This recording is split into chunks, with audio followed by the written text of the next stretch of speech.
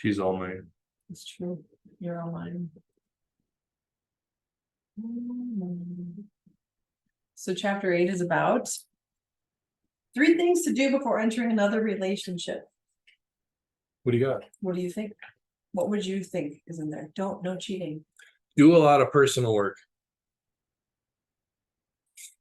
I mean, Stop fucking around with yourself and take things seriously. Like, how about go on vacation alone?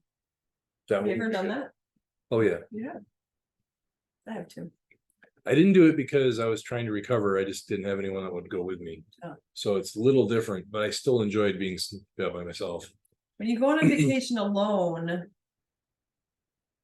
think about or notice how much of your time alone you spend thinking about other people, and deprioritize other people and go back to what do I want? I had a week away at a cabin up in the higher elevations in the summer. I was by myself for a week.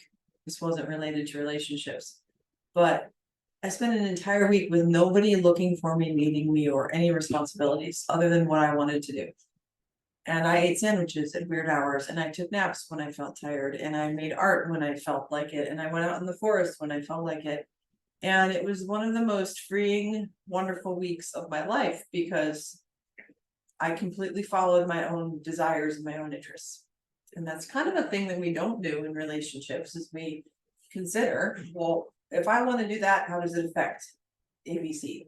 Yeah. My partner, my kids, my world, my boss, So going on vacation with yourself, even if it's just a weekend staycation, go do something that you enjoy. Go to a resort, go golfing, go to the spa, whatever. Do what you want. I got to smile because I remember in Christmas time, 2017, 2018, I took a 4-day road trip to New Mexico, saw Chaco Canyon. I love our ancient civilizations and archaeology. So I bought stuff I needed. I bought a new camera and made sure my new car was all ready to go. And I ate and pulled over and did whatever I wanted. And I listened to music that I didn't have to explain to anyone, which is wonderful for me. And I made memories that will last me a lifetime. And I had such a good time. Yeah. You did that for yourself. For myself. Regardless of what time it was or what you thought it was for. Yeah. It was exactly for this reason. Yep. So even though you weren't like thinking, well, I'm going to do this before another relationship, you gave yourself that gift of you. Yeah. You be with you. Yeah. Like, I know it says before a new relationship. Well, it was before a new relationship. It was like technically everything in your life could be before a new relationship. But that means more like, don't go jumping into one. Yeah. Don't go looking for that next before you even consider dating or looking for a relationship. Do these 3 things. Like, so it may not be immediate, but it's important. Yeah, like even little things that you like that you knew like nobody else would have liked. Like there's an arcade that I would go to and I would pay $11 and play all I wanted for like 4 hours, and it was heaven for me. Yeah. But yeah, have some vacation time. Go somewhere. Make it intentional. That's the big part. You deserve it. And then it's like you getting to know yourself. It really is. Yeah, spend some time.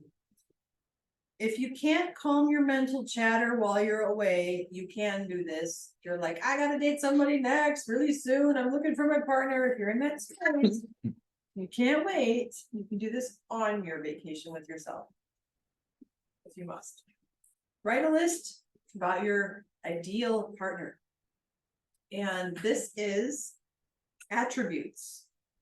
So I'll tell you a little funny story here. But the attributes I have listed for you are physical, spiritual, intellectual, career, kids, diet, lifestyle, language, ethnicity. So it's very specific because I knew someone who made this list of their ideal partner and they put all this energy into it. She showed up. She did not speak the same language. So their immediate connection was incredible, amazing, and they had a language barrier that became part of their relationship evolution, which is really adorable, honestly. But if you want someone who speaks the same language, add that to your list. Or if you want a bilingual adventure, add that to your list. So when you write this list down, you can write as much as you want, get really specific and ridiculous with it. The more specific you are, the more that person will align. It totally works. Let's see, I got a question you ask yourself when you're done with this list. And this was a dear friend who shared this with me that I will never forget. After you write this list, you ask yourself, am I the person that this person is looking for? And that's the space where you can do some self-examination. So again, if you're on your little staycation or vacation with yourself, it may be a really good time to do this practice and thinking about your next partner, because you have an opportunity to reflect. Like, am I the person that this person that I've detailed out is looking for? It's kind of a fun practice. And don't compromise. Keep this list with you, change it, add to it. Don't compromise, because the person that you're supposed to be with next will show up at the right time. Yeah. Worth waiting for. Unless that, well, keep in mind the word compromise may mean you have something to learn in an area that they can teach you. And by letting them teach you doesn't mean you're compromising. It means you're cooperating or something. Well, yeah, I Yeah. mean, we're still humans, and if you meet someone and everything's perfect, that's probably a bit of a red flag, so. Yeah. Somebody else told me something really clever. When you go through life with rose-colored glasses on, all the red flags look like white flags. It's true. All the red flags just look like flags. That's what they said. Like flags. Yeah. So, Yay. so I love that, and when you're thinking about that ideal person, if someone shows up and you're like, oh, you're so much, you're this and you're that, there's people who will be exactly who you want them to be. And if that will create an inauthentic relationship. So just be aware that there are people who will manipulate you because they think they know what you want. So just be clear on what you want and feel into it. Okay. What else we got? So the third thing to do, make room for your next relationship. This is an energetic practice that is hilariously effective because the universe does not like a vacuum. It doesn't like space. So if you have space in your life, the universe wants to put something into that space. So look around your home when you get back and think to yourself, do you want to share your current home with someone? Do you want someone to live with you? Do you want someone to be in your space a lot? Or are you looking for someone who maybe you would go to their space more? If you want someone in your space, home, create room for them. Empty out part of your closet, empty out part of your bathroom cabinet, set 2 dinner spaces when you're eating, like make it obvious that there's room for another person in your life.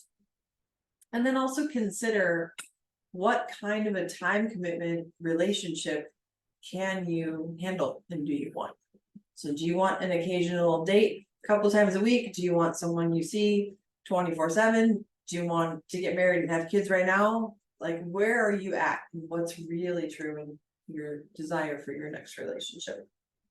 I'm glad she did this because I wasn't when we met. He wasn't. I wasn't. He wasn't. I wasn't making. I wasn't even aware of that as a concept. Making space. Making space. Yeah. My space was kind of like. The space you were in was perfect for the space you were in. Yeah. For real. It was. I loved that space. You were not looking to have someone move in with you No, at all. I was looking to move on. It was very clear the way you were living that you were in your own space, taking care of yourself, which was very important and very valuable. So I saw a lot in that when we met, and I had been creating space in my life. So my world allowed for him to join into it. And I think I already had emptied the closet out pretty darn quickly, or I don't remember. But anyway, make room for it. This is the only way it's going to show up. It has to be in your time, and in your physical space, and also in your energetic and emotional space. So being alone after a while can be really easy because you don't have anyone mirroring you or bouncing stuff off of you. When you're ready to share again, make space. And this, just to sort of add my own little summary to it, don't do these things to make yourself better because you're trying to earn a new relationship. Do these things for yourself because you freaking deserve to be better. You deserve to feel good. You deserve to be happy. Do these things because they're good things to do to live your life and to be really experiencing it to the levels that whatever your previous experiences weren't allowing you to. Don't ever try to do this stuff with strings attached. Yeah. Because these things will come your way when they're good and ready. When you're tuning your frequency up higher, when you're taking care of yourself, when you're looking in the mirror, when you're doing your own deep personal work, it sends out a signal that other people that are in the same frequency will hear. They show up. Yep. And when you're looking at that list of your ideal mate and you're asking yourself, am I the person who that person wants to be with? Be really honest and go work on the things where you're not yet. Yep. Spend some time doing that while you're making that space. Then it'll work. Ciao.